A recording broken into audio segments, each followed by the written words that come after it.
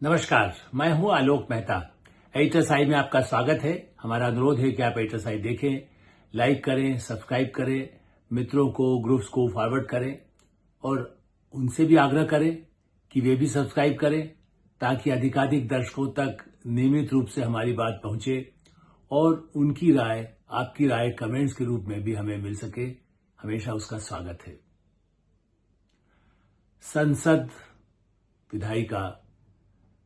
Supreme court, एक शक्ति समानांतर, कार्यपालिका, सरकार। देखिए, जो शक्ति संतुलन संविधान में रखा गया, जिस संविधान की चर्चा होती है, इस समय बड़ी अग्नि परीक्षा सी हो रही है। चूंकि सुप्रीम कोर्ट भी अपने सारे अधिकारों का उपयोग कर रहा है, सरकार कर रही है। और सरकार किसके बल पर कर रही है? संसद में भारी बहुमत जहां होगा या बहुमत से जो भी विधेयक पास होगा, कानून पास होगा, सरकार उससे ही सशक्त रहती है। इस समय भारतीय जनता पार्टी और गठबंधन का बहुमत है या संसद में और भी कई ऐसे मुद्दे हैं जिस पर आपस में सहमति भी होती है। कई अन्य दल जो सहयोगी दल नहीं है वो भी साथ देते हैं। तो इस समय कई ऐसे मुद्दे आए हैं जिससे कि ऐसा लगता है कि कहीं टकराव तो नहीं हो रहा है। बीच बीच में आता था, फिर लगता था कि शांत हो जाएगा। खास करके शक्ति का प्रदर्शन जो है वो सार्वजनिक होने से सबकी प्रतिष्ठा भी कहीं न कहीं एक तरह से चोट होने लगती है और लगता है कि किस पर भरोसा करें। चूंकि संविधान निर्माताओं ने, डॉक्टर बी.आर. अम्बेडकर हों, डॉक्टर राधाकृष्ण हों, डॉक्टर राजेंद्र प्रसाद हों, सरदार पटेल हों, महात्मा गांधी, मतलब जिस समय जिन लोगों ने जो आदर्श रखे महात्मा गांधी के,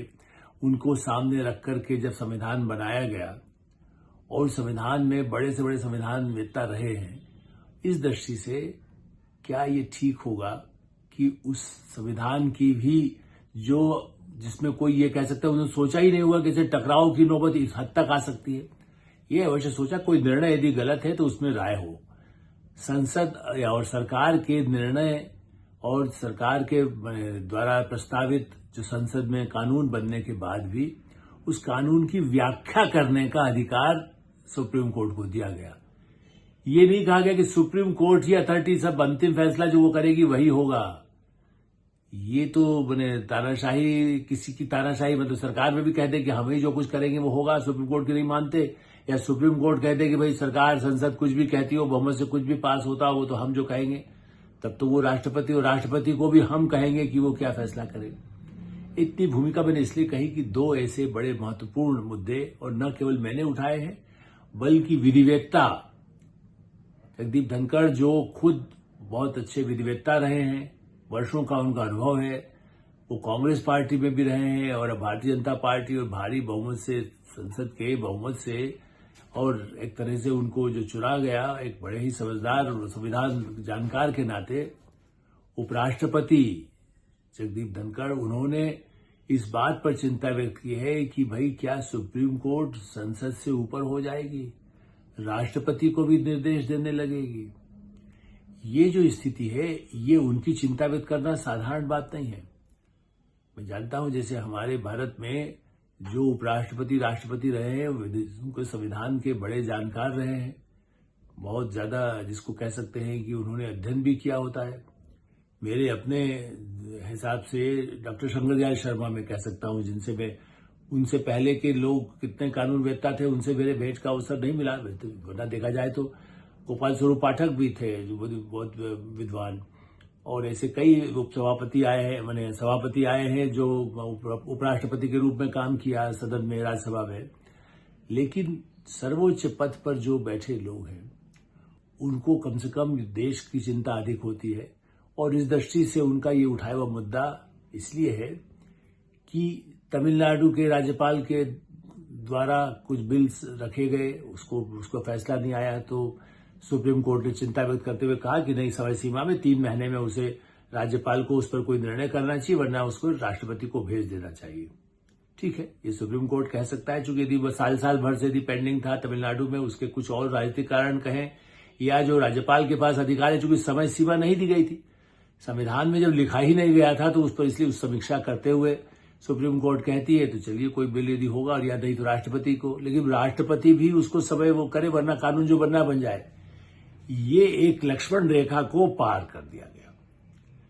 अब इसी तरह से अयोध्या का मुद्दा वर्षों तक लटका रहने के बाद जिस तरह से सुलझा अदालत से, उम्मीद यही की जाती थी कि भाई ये किया जाए। अब वक्फ पे जो संशोधन जो कानून बनाया गया था कांग्रेस सरकार के समय में, उसमें उन्होंने जो जिस तरह से बिल्कुल सारे अधिकार वक्फ को दे दिए, उस पर संसद में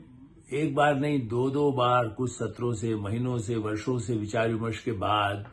जेपीसी में भी विचार विमर्श होने के बाद, कई सैकड़ों पेज पर उस पर चर्चा होने के बाद, वो ठीक है, अपोजिशन में जो कुछ लोग ओवैसी की तरह हैं या अपोजिशन में जो ऐसे लोग हैं जो बिल्कुल ही सरकार के या किसी भी विधेयक का समर्थन नहीं करना चाहते,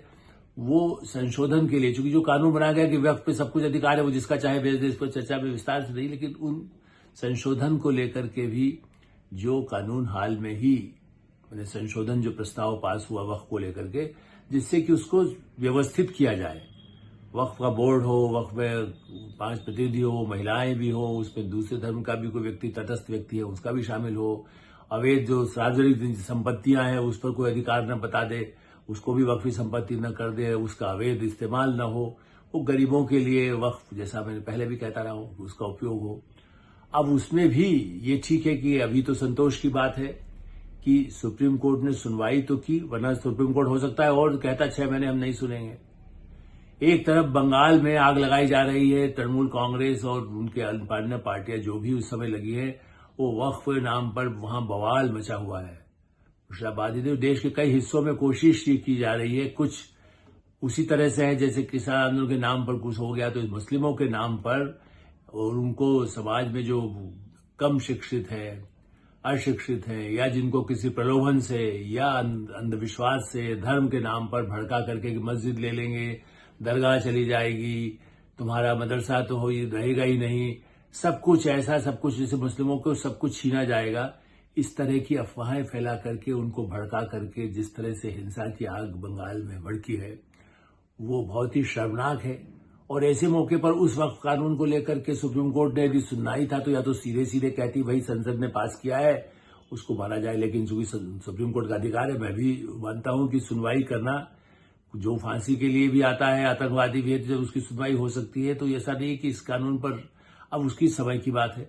लेकिन संतोष की बात यह कि सुप्रीम कोर्ट ने कोई स्टे नहीं दिया। आज मैंने उस पर बारी सुनवाई करके, पहले तो लग रहा था कि कल ही वो कहने वाले थे कि स्टे हो जाएगा, वो तो बिल्कुल कह दिया गया कि अभी कुछ नहीं होगा। ये कहा गया कि हाँ, इसमें से कुछ चीजें ऐसी है कि अभी लागू न की जाए जब तक अगले हफ्ते तक सरकार ने समय मांगा है भारत सरकार से। तो वो तुषार मेहता जो भारत की तरफ से महाधिवक्ता है, उन्होंने जब आग्रह किया कि भाई इस पर थोड़ा समय दीजिए, हम आपके सामने और तर्क तो हमने रखे ही है कि उसमें सबका ध्यान रखा गया है और कोई ऐसी संपत्ति जो वैधानिक रूप से किसी के पास है या वक्त पे और अधिकार है उसको नहीं छिया जाए, उसको तो व्यवस्थित करके ज्यादा से ज्यादा मुस्लिमों के हित के लिए उसका कैसे लाभ मिले, कोई दुरुपयोग न करे। उसमें माफिया जिस तरह के घुसे होने के आरोप खुद मुस्लिम समुदाय के लोग लगाते हैं, जो खुद अजमेर शरीफ जगह के लोग लगाते हैं, वो उस ऐसी स्थिति में समाज में उनमें भी मुस्लिम अनुयायी जो इस्लाम के अनुयायी है, उन लोगों में भी आपस में जो कटुता संघर्ष की स्थिति वर्षों में पैदा हुई, कुछ माफिया ने अवैध कब्जे वक्त के नाम पे किए, इसलिए कानून लाया गया है। बहरहाल लेकिन फिर भी उन्होंने 1 सप्ताह का समय दिया और फिर कहा कि 5 मई को आगे सुनवाई होगी। इतना तो संतोष है, लेकिन हाँ, इस बात के संकेत तो मिल ही रहे हैं, जिस तरह के ऑब्जर्वेशन सुप्रीम कोर्ट के पूरे उनके सम्मान के साथ कहना चाहूंगा कि बिल्कुल ऐसा लगता है कि आप सरकार के किस निर्णय के खिलाफ जितना अधिक जैसे क्रांतिकारी होते हैं, आई थिंक कि वो पार्टीजन नहीं होते हैं, बाहर जाकर के कितने ही जजेस अब भाषण देने लगे हैं। मैं पहले भी इस पर कार्यक्रम कई बार कर चुका हूं, कह चुका हूं, लिख चुका हूं। जो मेरे अपने पिछले 50 वर्ष का पत्रकारिता का 71 से अनुभव है, जो बड़े संपादकों से, संविधान वेत्ताओं से, राष्ट्रपति, उपराष्ट्रपति, प्रधानमंत्रियों से, अपोजिशन के भी senior most leaders, Atal Bihari Vajpayee जिस समय अपोजिशन में रहे हों या फिर सरकार में रहे हों, लालकृष्ण आडवाणी रहे हों या राम जेठमलानी रहे हों, या जैसे कह सकते हैं कि जस्टिस, ऐसे सौभाग्य मुझे आप कह सकते हैं कि एक से एक बड़े विधिवेत्ताओं से मिलने का मुझे अवसर मिला है, जो सुप्रीम कोर्ट के चीफ जस्टिस भी रहे, जस्टिस लोहाटी, व्यक्तिगत रूप से भी उनसे इतना ज्यादा परिचय था, मेरी पुस्तकों का उन्होंने भूमिका वगैरह लिखी। तो मेरा ऐसा मानना है कि उन सब लोगों से उनका हमेशा था कि हमारी एक सीमा है,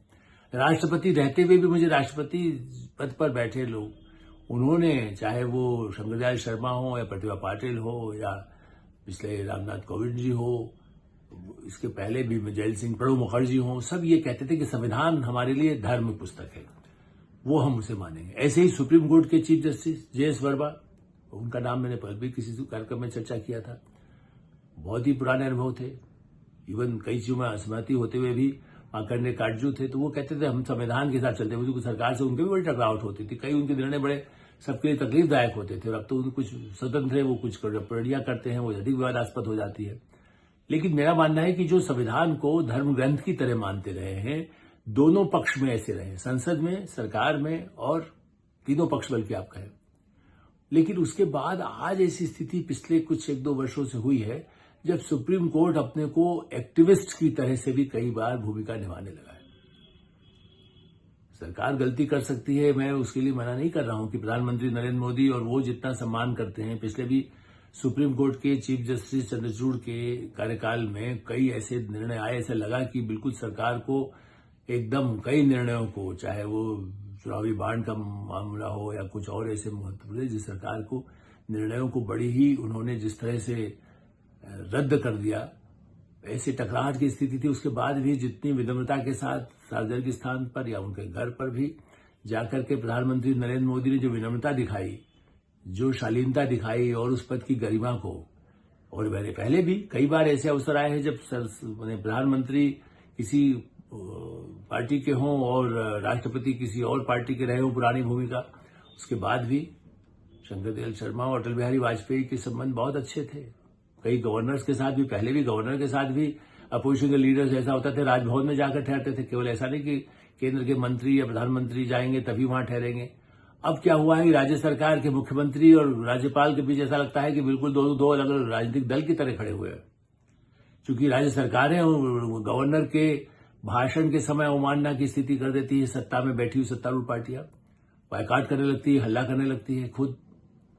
तमिलनाडु हो चाहे पश्चिम बंगाल हो, इसे शर्मनाक स्थिति है जो संविधान की एक जो संवैधानिक के सर्वोच्च पद हैं, उस समय आप कम से कम उनका जो भाषण अभिभाषण है उसमें भी रोक टोक करने लगे, या उस समय भी या उनके किसी कार्यक्रम में सत्तारूढ़ पार्टी ही गड़बड़ करने लगे, तो फिर तो धज्जियां उड़ाने का काम वही कर रहे हैं। राहुल गांधी तो प्रमाण है, वो तो पूरी अपनी पार्टी को ऐसा चाहते हैं कि हर जगह भड़काए और कहे कि नहीं, वो तो सदन न्यायपालिका कल वही भी कई बार प्रश्न उठाने लगते हैं कि उसको भी सरकार ने कब्जा कर लिया, उनका अनुकूल फैसला ना आए तो आलोचना करने लगते हैं। नहीं, चुनाव में गड़बड़ हुई तो चाहते सुप्रीम कोर्ट कह दे, जबकि अदालत ने फिर से कहा है कि नहीं, ऐसा कोई चुनावी व्यवस्था में, हमारी चुनाव व्यवस्था बिल्कुल ठीक है और कोई इसमें हेराफेरी की गुंजाइश नहीं है। लेकिन उसके बाद भी उनके निर्णय की आलोचना तो की जा सकती है, लेकिन उनके पूर्वाग्रह, उनके दुराग्रह को बताना, और इसलिए मैं आज भी ये नहीं कह रहा हूं कि वर्तमान चीफ जस्टिस खन्ना या उनके और सहयोगी जो जस्टिस है वो कोई पूर्वाग्रह है, लेकिन हाँ, ये जो धारणा बन रही है कि टकराव की स्थिति है, ये लोकतंत्र के लिए, भारतीय लोकतंत्र के लिए, और ऐसे समय में जहां हमने वो काल देखा है कांग्रेस का, इंदिरा गांधी समय में कई ऐसे चीफ जस्टिस बनाए गए जो राजनीति में रहे, फिर राजनीति में आ गए, सुप्रीम कोर्ट में उनको चीफ जस्टिस ना भी सही कहा, सुप्रीम कोर्ट का जज तो बनाया ही गया, ऐसे उदाहरण भी आए। फिर अपने हिसाब से ही नियुक्ति सरकारें करती थी, वो तो संशोधन करने के बाद ये स्थिति आई कि जज खुद ही फैसला करते हैं कि कौन बनेगा, और उसमें यह भी हुआ है कि एक का बेटा बना फिर दूसरे का बेटा बना, वो भी, उस पर भी आलोचना, जुडिशरी में भी उस पर चिंता होती है, खास करके पूरे विधि समुदाय जो कानून से जुड़ा हुआ समुदाय है, हजारों, देश में लाखों युवा भी आए हैं, बुजुर्ग भी हैं। आप देखें कि चाहे अटॉर्नी आप उनको कहें कि नरीमन, आज उनके बेटे भी हैं, लेकिन उनसे पहले जो सबसे ज्यादा जिनको माना जाता था, उनके प्रवेश करते ही लगता था कि वो सुप्रीम कोर्ट के जज भी खड़े हो जाए, उनको मन में ये भावना होती थी कि उनसे अच्छा कोई जानकार नहीं है। तो ऐसी स्थिति में ऐसे हमारे विधिवेत्ता रहे हैं और उन्होंने गरिमा को बनाए रखा है। लेकिन ऐसा समय था जब सरकार अपॉइंट करती थी, अभी भी कई संशोधन आए हैं कि भाई इस तरह के जजेस की अपॉइंटमेंट केवल जज ही न करें, ताकि उनकी भी विश्वसनीयता खत्म होती है। भाई भतीजावाद के आरोप जो नेताओं पर लगते हैं वो उससे ज्यादा उन पर लगने लगे हैं देश में कई स्थानों पर। तो उसमें सरकार की भी एक से हो, और सरकार के निर्णय देश के हित में संसद के निर्णय को पालन करने में एक जहां आवश्यक हो, संविधान के विपरीत कुछ भी हो उस पर तो पूरा प्रावधान हो सकता है, लेकिन संविधान से ऊपर उठ करके जो सुप्रीम कोर्ट के न्यायाधीशों का रुख यदि आता है तो वो लोकतंत्र के लिए बहुत ही खतरनाक है। और इसलिए मैं मानता हूं कि उपराष्ट्रपति जगदीप धनखड़ ने जिस तरह का मुद्दा उठाया है बहुत महत्वपूर्ण है। उस पर एक सार्वजनिक बहस नहीं होना चाहिए, उस पर सार्वजनिक रूप से अधिकाधिक समर्थन मिलना चाहिए। ये सवाल केवल प्रधानमंत्री नरेंद्र मोदी की सत्ता का नहीं है, ये संविधान की सत्ता का है। ये राष्ट्रपति के सर्वोपरि होने की जो भूमिका है पूरे 75 वर्षों में हमने देखी है, उस भूमिका को चुनौती तो जैल सिंह के समय में भी नहीं दी गई। उस भूमिका को जो ऐसे निर्णय जब इस समय सरकार भंग करने की तक की चेतावनी थी तब भी एक गरिमा रख करके उसके खिलाफ नहीं किया गया। ऐसी स्थिति में आज ये स्थिति आई कि राष्ट्रपति के खिलाफ सुप्रीम कोर्ट के खिलाफ मतलब उनको एक तरह से निर्देश देने जैसे कुछ निर्णय में अपनी टिप्पणियां करने लगे, सार्वजनिक मंचों पर जाकर के अपनी राय व्यक्त करने लगे, तो इसका परिणाम दूरगामी दृष्टि से खतरनाक हो सकता है। एडिटर्स आई में हम विराम देते हैं। आप एडिटर्स आई देखते रहें, लाइक करें, सब्सक्राइब करें, मित्रों को ग्रुप्स को फॉरवर्ड करें, उनसे भी आग्रह करें कि वे भी सब्सक्राइब करें ताकि अधिकाधिक दर्शकों तक हमारी बात पहुंच सके। धन्यवाद, नमस्कार।